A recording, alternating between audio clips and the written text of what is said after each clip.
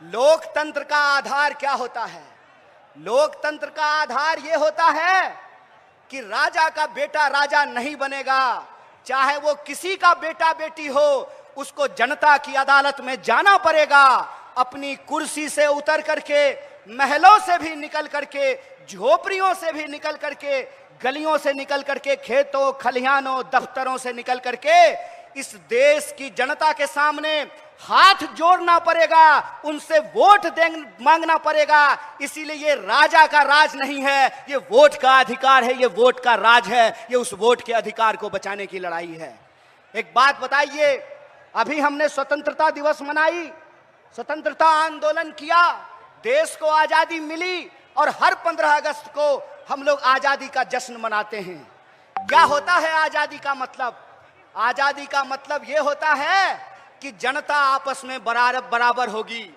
कौन किसके पेट से पैदा लिया, किसका घर कितना बड़ा है, किसके पास कितनी लंबी गाड़ी है, किसके खाते में कितना पैसा है, कौन मोटा मोटा सोना का चेन पहना है, कौन बढ़िया जूता पहना है, किसके पास सिल्क का शर्ट है, ये नहीं देखा जाएगा। डॉक्टर बाबा साहब भीमराव अंबेडकर के संविधान में यह सुनिश्चित किया गया कि चाहे जूता सिलने वाला हो या जूता कंपनी का मालिक हो, चाहे साइकिल पे चलने वाला हो या हेलीकॉप्टर पे उड़ने वाला हो, सबका वोट बराबर होगा। बोलिए, महिला और पुरुष का वोट बराबर होता है कि नहीं होता है?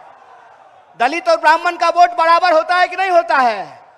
हिंदू और मुसलमान का वोट बराबर होता है कि नहीं होता है?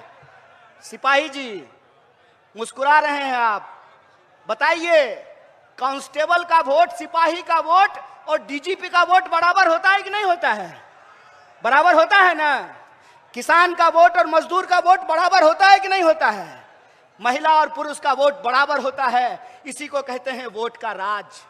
इस देश में जब से आजादी मिली है, जब से संविधान लागू हुआ है, महात्मा गांधी के रास्तों पर चल करके, इस देश की सत्य और अहिंसा के सिद्धांत पर चल करके एक ऐसा संविधान बनाया गया जिसकी प्रस्तावना में लिखा गया, हम भारत के लोग, हम भारत के लोग हैं, हमारी पहचान इस मिट्टी से है। हम किसी भी गर्भ से पैदा लिए हों, किसी भी कुल खानदान में पैदा लिए हों, किसी भी जाति और धर्म में पैदा लिए हों, हम सब भारतीय हैं और हमारा वोट बराबर है। यही आजादी का संकल्प है, यही संविधान का रास्ता है, यही संविधान की ताकत और मजबूती है।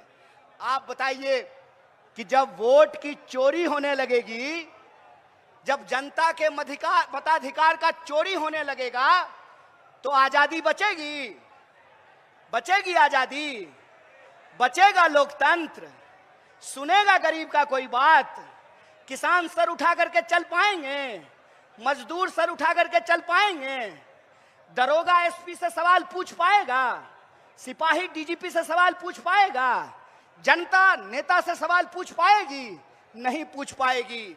इसीलिए याद रखिएगा, यह लड़ाई डेमोक्रेसी को बचाने की लड़ाई है। यह लड़ाई किसी को मुख्यमंत्री या प्रधानमंत्री बनाने की लड़ाई नहीं है। यह लड़ाई हमारे अपने अधिकार को बचाने की लड़ाई है, जो अधिकार हमको इस देश के बलिदानियों ने दिया है, इस देश की आजादी के लिए जिन्होंने जान गंवाया है। बताइए, किन्होंने जान गंवाई? इस देश के लिए हिंदुओं ने जान गंवाई, मुसलमानों ने जान गंवाई, दलितों ने जान गंवाई, पिछड़ों ने जान गंवाई, आदिवासियों ने जान गंवाई, महिलाओं ने जान गंवाई, पुरुषों ने जान गंवाई। इन बलिदानियों से हमको आजादी मिला है, और यह जो आजादी मिली है, इस आजादी को ये लोग हमसे छीन लेना चाहते हैं।